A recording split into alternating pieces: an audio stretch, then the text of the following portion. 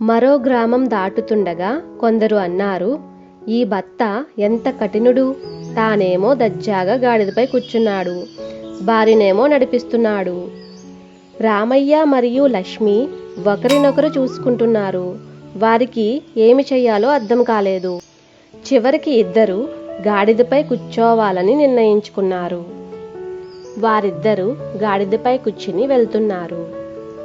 తర్వాత మార్కెట్కు చేరుకునేసరికి అక్కడ ఉన్న మరికొంతమంది నవ్వుకుంటూ అంటున్నారు, పాపం గాడిద.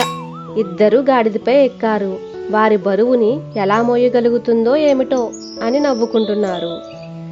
ఇక రామయ్య లక్ష్మి గాడిద మీద నుంచి దిగి నడుచుకుంటూ వెళ్తున్నారు. అప్పుడు రామయ్య నిట్టూర్పుతో తన భార్యతో అన్నాడు, మనమేం చేసినా ఈ జనాలు ఏదో ఒకటి అంటూనే ఉంటారు. వీరి మాటలు పట్టించుకోకుండా మన దారిలో మనం వెళ్దాం